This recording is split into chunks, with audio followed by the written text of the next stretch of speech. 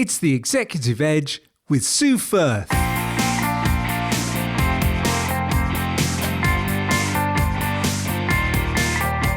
The podcast that gives you an edge in life and business with practical skills that you can apply to achieve and maintain success.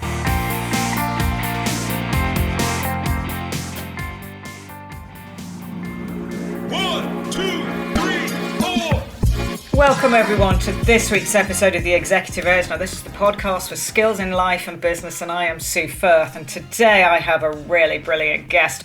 Oh, this is Amy Taylor, and it's such a pleasure to talk to you, Amy. Thank you so much for your time.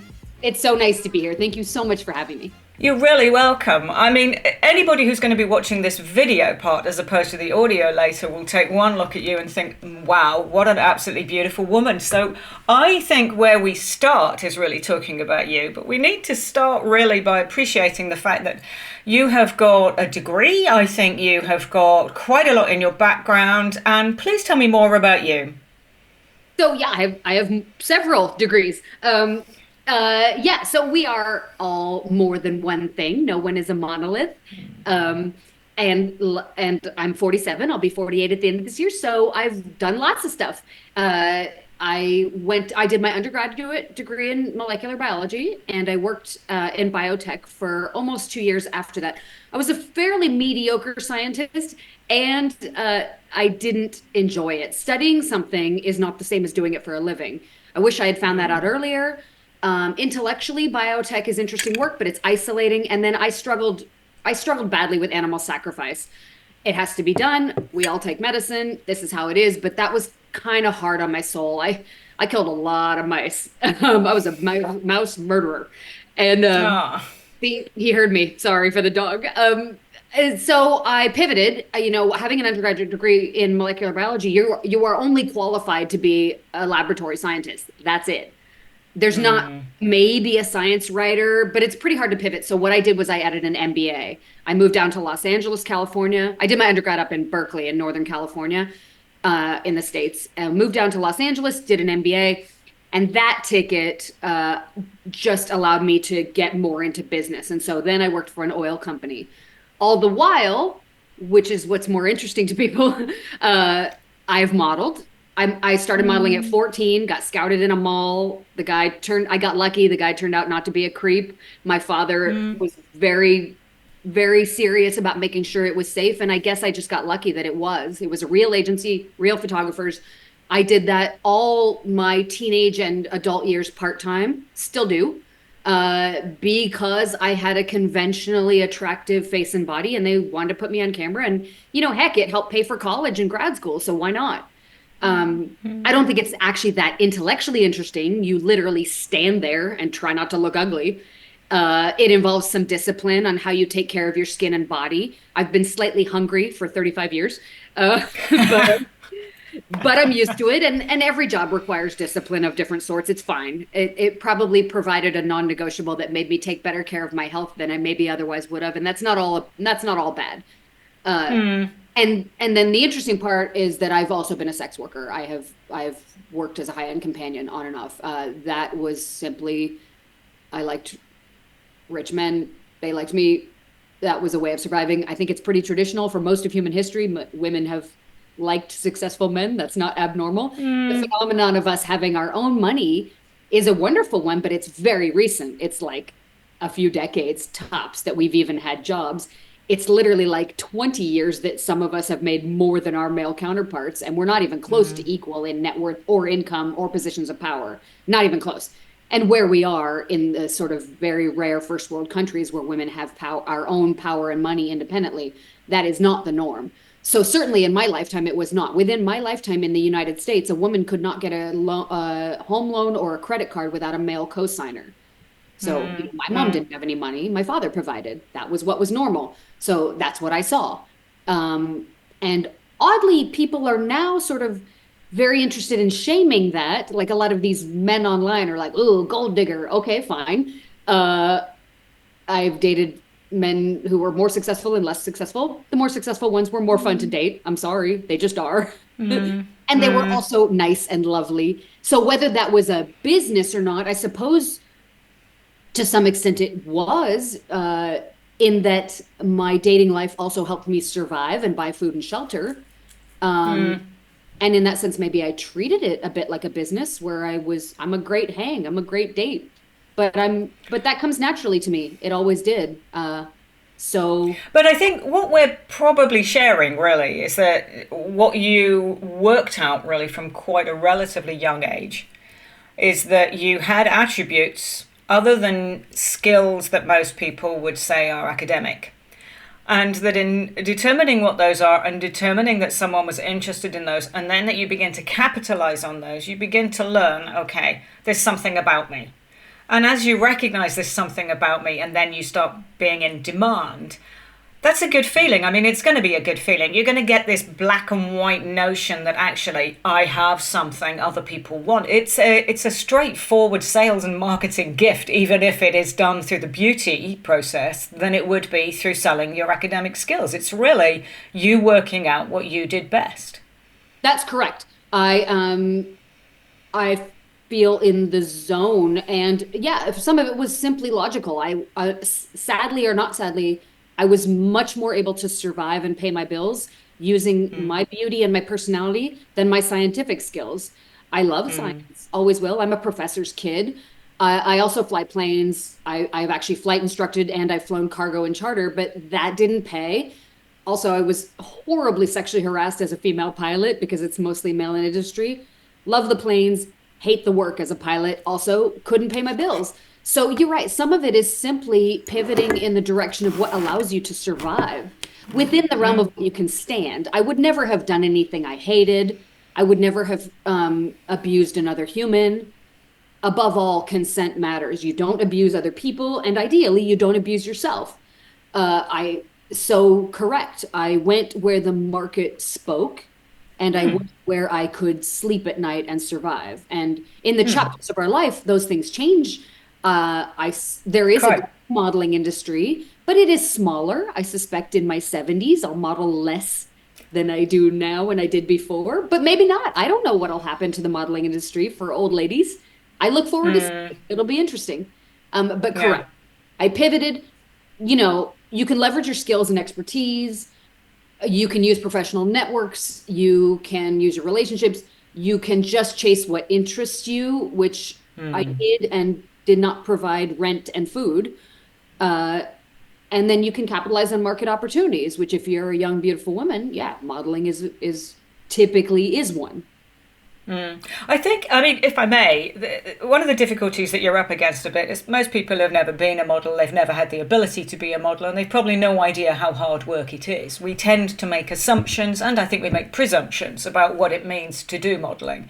And for example, some people imagine that being a flight attendant is a terribly glamorous job, and equally we would assume the same thing about you, as opposed to the reality is I have to get up at 4 a.m. or I have to look the part, or then I've got to be able to stand all day, and then I have to still talk about things when I'm tired and someone is boring the pants off me. And surely there must be an element of this too for you when you were younger, right through into your 20s and the time that you then took your modelling into different sectors. But certainly as far as modelling was concerned, you earn, but you learn what it is that it's actually going to need. That must have been quite tough, whilst it was also a great thing to go through. Of course, the wonderful part, the travel, the glamour. Yes, you rub up against successful people because they tend to like beautiful people around on the yachts and in the parties, and you do a lot of glamorous stuff. But yes, it is also physically difficult. I shot for a couple days in Death Valley, California, where you're hot and sandy and tired, and it's you laying on salt flats. The salt makes you itch, and it's not, glamorous as people think it is. The end product is beautiful, but I have PTSD over the smell of self tanner from fitness shoots where that stink. I still hate it. Yeah, again, I joked about being slightly hungry especially when you're shredding out for fitness, the muscles need to pop out, so you don't get to eat what you want. And that is a bit maddening late at night when you want a little pasta and you cannot, because if you don't show up camera ready, you're not doing your job. And in the end, it is a business like any other, and you have to do your job if you would like any success. That's pretty obvious.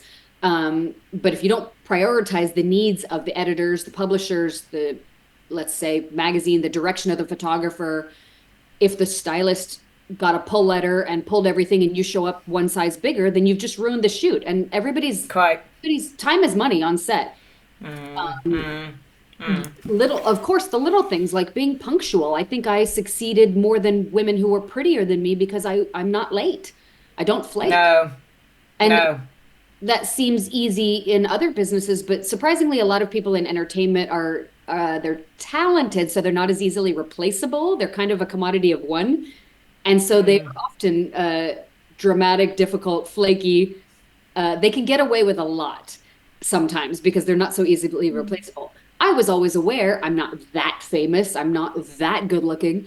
I knew I had to do the same things you would in any other business to be successful. I asked for feedback that drove my decisions of how to do better. And as the Because saying, that's important. I think the desire to keep improving, to do well, to deliver, to do so to high standards, this all says a lot about you. And I think this is very much what we were talking about when it was the subject matter off air. And we were talking about, earning and delivering it in the form as if you're in a business is extremely important. That's what you took seriously. That's what people would have seen in you in terms of credibility.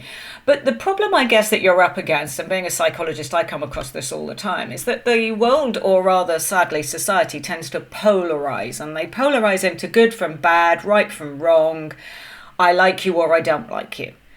And it's not helped by the advent of social media, which means that people can get at you. So now they control you, they can say all manner of things that they want to. And this, of course, is a real fear for young people. It must be seriously difficult if you're in the public eye as you are. So I've taken a look at your site. I've looked at your Instagram. They're all stunningly beautiful photos and videos of you. It wouldn't even occur to me to write something negative to you. But sadly, people do sit in terrible judgment of you, don't they? every day. It's funny. They used to call me ugly more when I was young. Now they never call me ugly. They just call me old, which, okay, fine. I'm 47. I love this age. I look forward to my 50s. My girlfriends in their 50s and 60s are happier than ever. But yeah, and old, I mean, what? Oh, aging's a gift. You'll get old too if you don't die, weirdos. Yeah, it takes a while to get a thicker skin. You definitely try to rewrite it in your head that, at least they're paying attention to me, so I win because they're mad at me, but I don't care that they live or die.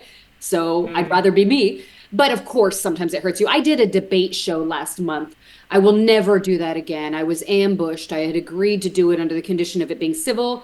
The host lied. Fuck you, Brian, if you're watching this. So and they were awful. They tried to claim I wasn't a pilot, which was very funny because pilot airman certificates are public record. The FAA website in America is public, so you cannot lie about being a pilot.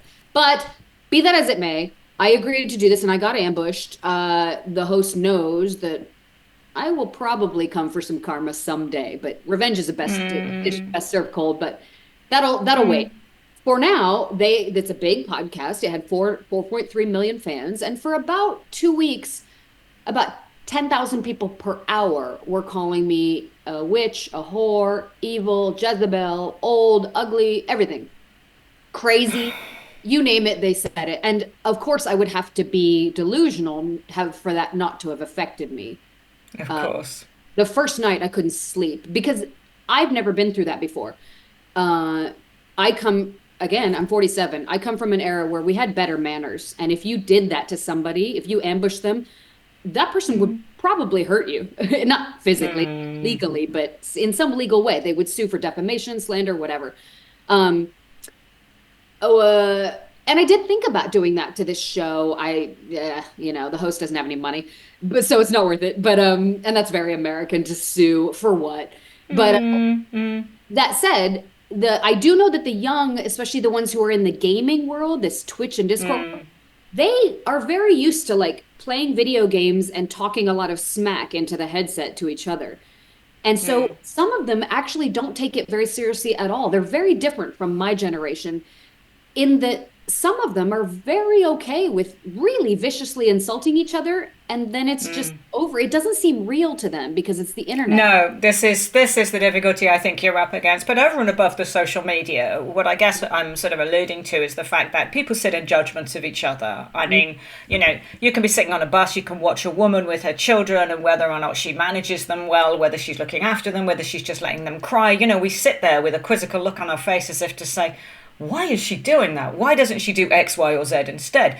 So over and above the judgmental remarks, and I really feel for you that anybody would actually reach out and write this filth. I mean, it's just not fair, but it is sadly quite well known in terms of celebrities and they experience the same. I guess what I'm getting to is, at what point did you make a decision that modelling alone, which you may very well do to adverts or by the side of a beautiful car or whatever it would be, was actually less fun or less worthwhile than an offer or perhaps a request that came in that said, hey, we'd love your company, and we'd love your company, say, on our super yacht where we're going this weekend, or whatever it is that you first started at. At what point did that pivotal opportunity start, or did you just do what everybody does in life? You tried it once and found, hey, this works. How did you work it? When I was in college, I candy striped at the emergency room when I still thought I would go to medical school before I realized I couldn't pass organic chemistry. And when I was candy striping, a gentleman who was finishing his residency, he was 11 years older than me. He wanted to date me. I liked him. My sorority sisters thought he's too old and creepy. I didn't think that at all. My parents have an age gap. My father's considerably older than my mother. And I thought he was attractive. And look, he asked me if I wanted to go to the San Francisco Opera on our first date, and I had been dating frat boys who wouldn't pay for my lunch. Quite. And not that money's everything. Yeah. He was also, in my opinion, good looking. He was a man, not a boy. I was attracted to the older. It was an asset, not a liability. And yes, then we fell in love, and it took a long time for us to get serious. He was a little worried about my age, but I liked him. And then he could take me to Tahiti. And again, that boy wanted to me and not even call me again and sleep with my friends and ignore me. I'm sorry, he was better. And yes, part of what was better was that he had a very good job. That wasn't the whole story. He was also very nice. So I was a sugar baby from age 18 on. And provided for me. Again, my mother did not make the money. My father provided. It's what I saw. My father didn't abuse my mother in any way. So my first boyfriend for 7 years, I didn't open my wallet. He would have been horrified. Student with no money. So then when I modeled and you get the access to these rich men, and my last ex, we broke up a little over a year ago, super nice guy. I wish him well. But he used to joke about, like, he had 200 times more money than me. He's like, why would I ask you to ever pay for anything? It's quite, because that's what makes sense to him. Absolutely. And I think, why is it that we're making assumptions that they're not doing exactly what they would do where any caring, loving person is concerned? They're looking after you. And men are wired very strongly for that. Yeah, because they can or because they want to. Well, and that's one of the things they have to offer. I think a lot of people hate that because they can't imagine being that wealthy. I mean, who doesn't hate gold diggers? Rich guys.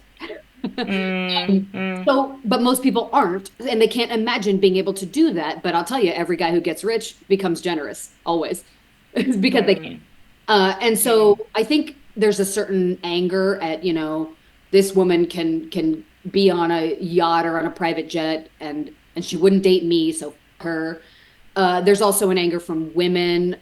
They're threatened, like, how come I'm doing the same thing and he's making me pay for half of dinner and you're getting on a private jet to a private dinner with a chef, or whatever you're doing. I think some of it is envy. I think some of it is there are people who grow up thinking that everyone who's wealthy is evil. I did not grow up with thought, and I do not believe that. I think there are wealthy people who are evil, and there are poor people who are evil.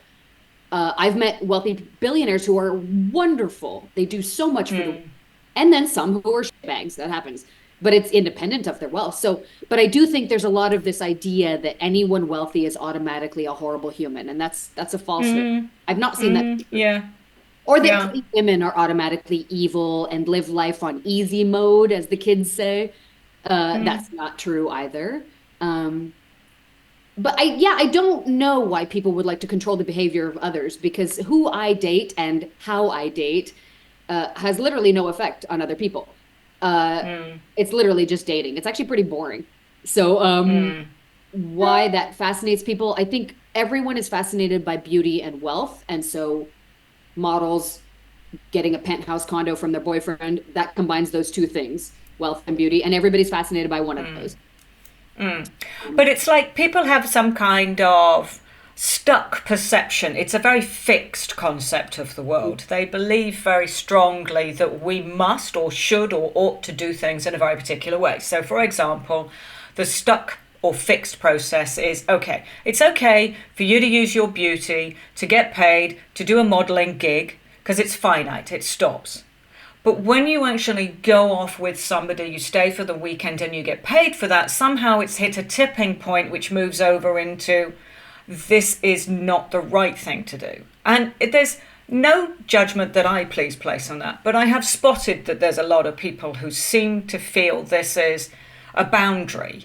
And the struggles with boundaries is who the heck set these in the first place, which is the first thing I'd challenge. And that's a rhetorical question for now, hon. You don't need to answer it. But the thought is very definitely, who put these in place in the first place? But there does seem to be this fixed rather than flexible sense that it's okay for you to do what you want to do and also that you have a choice. And I think, Amy, unfortunately, some of the stuff which is also against you is the feeling that men take advantage of this. So you're going to be in the middle, say, of the water, in a beautiful yacht, yeah, fine, but somebody is going to ask something of you that you don't want to do and you're not going to be able to get out of it. And that's also a fear, I think. So the intimidation, the fear, the fixed sense, it's all a slight stack up, which is all just made up from someone else rather than us. They like to think of us as being abused because that helps them cope with the envy. So it's a very popular fantasy that when we're dating rich men, we're being abused. That's cope, because otherwise they'd have to admit that these men are actually very nice. Many of my friends' models end up married to men who supported them, and then they fell in love and made it less formal. They moved into the same home. Some have kids, some don't, whatever. But that's cope. No one's ever abused me. I think that's a fantasy people love to think about because it helps them think, oh, I'm still better than her and I'm still better than man. Good point. Yeah. It's a great way of making oneself feel better about, well, they may have the yacht, they may have the beautiful woman, they may have the fun life, but I'm still better because he's a creep and she's a whore. So it's cool. It's dating. And also, FYI, if you were that worried about women getting abused, then you should outlaw all dating because you can get abused at the guy's apartment. In any situation. At the guy's apartment, really good not point. On the yacht. I mean, right? Yeah. You get locked in a guy's house who's broke and didn't provide for you, and he can kill you too. Men are dangerous to women. The data is very clear on that. It's kind of amazing we date at all because for any woman, there is an element of danger in dealing with men at all. However, we still do. We like them, and hey, we got to make babies, so men and women have to deal with each other. But yeah, if we were that concerned about the danger that men could pose to women, then we would outlaw all dating, which we don't. We just hate dating when the guy's generous. There's the idea that when you monetize something, if the guy's generous toward you, then there's a leverage that's created that because he's generous, he makes demands or is the boss. Well, I will tell you that all generous men, the number one thing they want to know is that they're not abusing you. They're very concerned that they're not doing that. The right. Percentage of sociopaths that do abuse women, that exists, but it also exists in uncompensated dating. Women get killed by men every day on dates, independent of whether the guy was wealthy and generous or not. And so if you wanted to stop women getting killed by men on dates, then again, you would stop dating, which you would end the apps, you would end matchmaking, you would literally end dating. And I guess we could do that. We could just have like arranged family marriages and no more dating. We could. I mean, there are wackos who want to go back to that system, but that's not what we do. We allow women to have the freedom to choose who they want to date. And that comes with some danger. The money has nothing to do with that. So rather than me making too many assumptions, what are the issues for you? One of them that does come to mind is clearly the potential threat of being in a situation that you struggle to get out of. But as I say, rather than assuming, what are the issues that you feel you sometimes have to deal with? The only thing that's difficult about my life is the way the public behaves toward people like everything difficult about it is because of stigma and shame and hate online and offline, everything. And that stigma actually indirectly contributes to like the serial killers who do want to hurt sex workers because they decide that we're bad. They want us, they like us, but the society tells them they're bad men for wanting us, and they externalize that hate and decide to hurt us. So the public, when they shame women like me, contributes to our harm. The charities that want to like rescue us and tell us don't date a billionaire with a yacht, you should be a house cleaner instead for minimum wage. Gee. Not rescue, and it doesn't work. And they contribute to stigma by they're usually religiously backed, and they want women to feel great shame about their past and hate themselves and convert and join their cult, which is usually a church or a temple or a mosque. So those are the issues. It's the public. Right. And that completely makes sense to me too, because I think this is what I was trying to express. There are so many people out there. I mean, they really are broad brush right across a very wide continuum. There are people like me, for example, who I like to think is fairly open-minded. There are those who also perceive the fact that we have a choice in life. Life should be about choices, and what you want to do with your life is entirely down to you, Amy. That is my perspective, as it would be for me. If I choose to date somebody, I will. If I choose to think of them as someone who actually I'm uncomfortable with because I'm not sexually attracted to them, it's a personal thing. So I guess one thing that also strikes me is do you always feel like you need to be attracted to somebody to want to go away for the weekend with them? Or do you switch into sort of like some kind of business mode that says, yeah, I'm an actress or I'm kind of acting as you go? It must be pretty tough. Because there presumably are one or two that you think, crikey, your morals stink or your values are rubbish or there's something I don't like. What do you do? Yeah. I mean, I don't think I've ever in my life met a man who I was 100% compatible with, because that would be a mirror of exactly me. And maybe I've changed my mind. I wouldn't be compatible with who I was 25 years ago. But yeah, I think there's a certain level of when you love somebody, and my relationships have been for years. One of my friends in Florida, I've been seeing him for 18 years. Do I agree with him on everything? No. No. Our looks have both changed. We've both gotten older, gained weight, lost weight, whatever, gray hair, a couple more wrinkles. I don't care. So most people think it's sort of legitimate and okay to be attracted to physical looks. I think that's ridiculous, because not only do they change, but that's superficial. I am attracted to one thing: the way a man treats me. How great does he make my life in every different way? That's it. I care about how he treats me, and in return, I would like to treat him well. I want both of us to sort of be obsessed with making each other's lives better in whatever way we need. So like my ex wanted a lot of physical touch. I would scratch his back as he would fall asleep. It was the smallest thing. I didn't mind doing it at all. He would bring my coffee in the morning. He woke up before me. He would bring my coffee the way I liked it. It's just nice, right? Because it felt good to make each other happy because you love each other. Yes, he was wealthy. Yes, he made life spectacular, taking us to places that I could never have. He wanted me in a nicer apartment because he came and stayed. He could. He lived in a gorgeous house. He didn't want me in some shithole. That wouldn't have made sense. So yes, he provided things that I couldn't have for myself, but he was also wonderful. And whether he was looked like Brad Pitt or not, no, he was not ugly to me, but I'm attracted to the entire thing. And Person. I am very attracted to men's success and brilliance. I like powerful men. I find it sexy. I find them dashing, the James Bond kind of thing. So for me, I don't get wet for a guy because he has big muscles. I do not care about height. I know most women do. I've dated short men and I've loved them every bit as much. I don't understand why 99% of women want a tall guy. It makes zero difference to me how tall a man is. I don't care about race. I've never dated a stupid man. I don't think I would be attracted to one. I like men who are intelligent, but that's a given.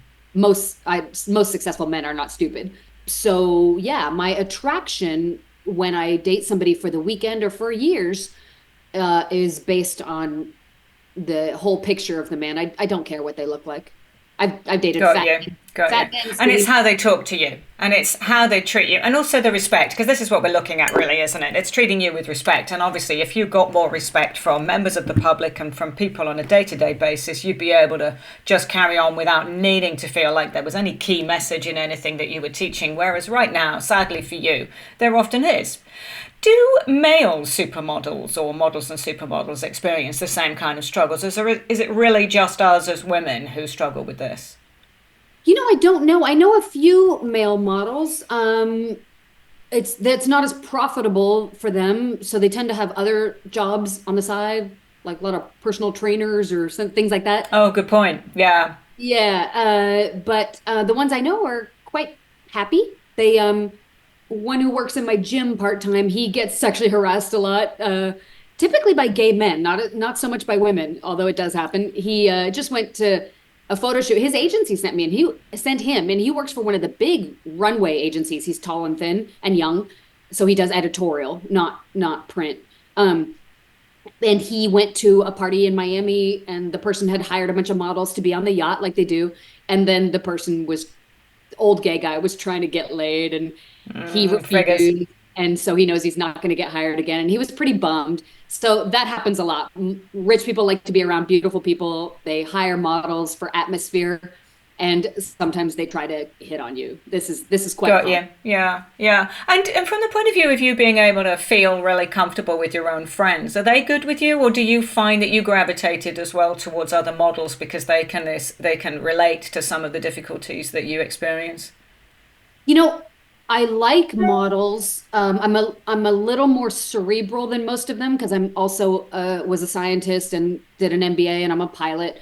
So inside I look like a porn star, but on the inside I'm a nerd.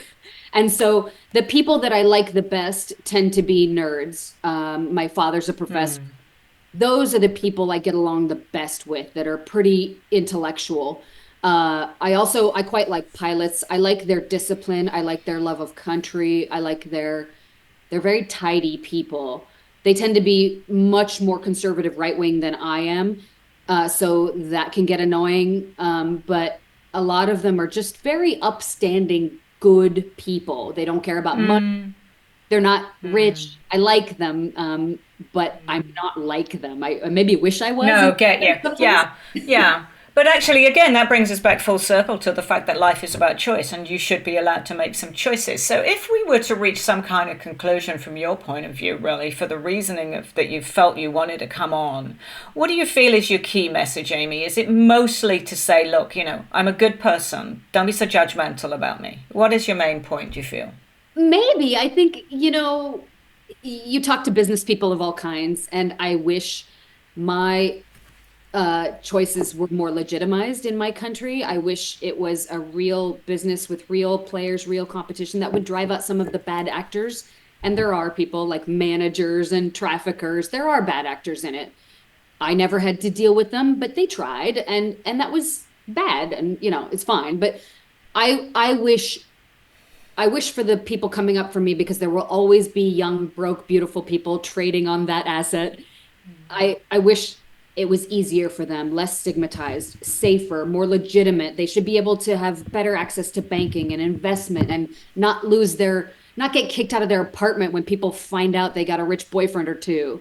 Like, so my key message would be, even if you hate people who trade on their beauty to survive when they're young and broke, maybe you can agree that they're humans. There's millions of them in every country, and that they're not throwaway people. They go on to do other things. They're part of our fabric of society. So maybe you all could just think about living and let living, because That's brilliant. you've got a past too. We all do. Absolutely, and leave well alone. And I think that's, and it's like I said to you, Amy, it's a question of respect. And I can't imagine what it must feel like to walk into a room and for someone to somehow feel that they are entitled to to say something bitchy to you. It doesn't make sense to me.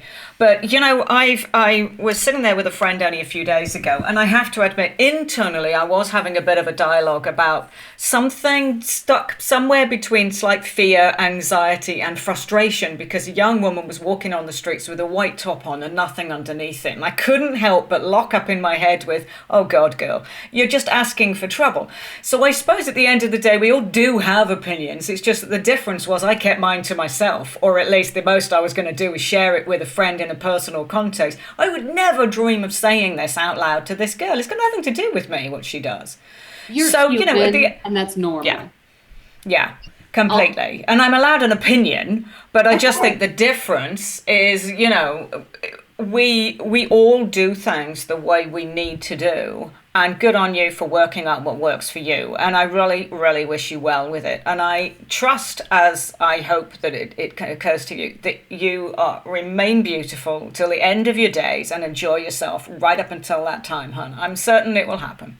I just want it better for those who come after me as I reach the sunset of all this and embark on the next chapter. If I got outed, I got nothing left to lose. And I just want people to keep your opinions to yourself. And even if you hate you, it can be true that you can dislike somebody's choices and still not want to hurt them. Those two things. Don't be a hater. Yeah, completely. Yeah, absolutely. And you know what? I think that's perfectly legit and perfectly acceptable. And Amy, it's been an absolute pleasure talking to you. Genuinely, thank you so much for coming on the pod, for both, you know, being very real, being yourself, and talking about something which I think is important. It's an area that we have spent very little time scrutinizing, but it's about morals and values and beliefs, and it's about what society stacks up and the way we get fixed about these things. It's not okay. So it's been a real pleasure talking to you. Thank you for your time.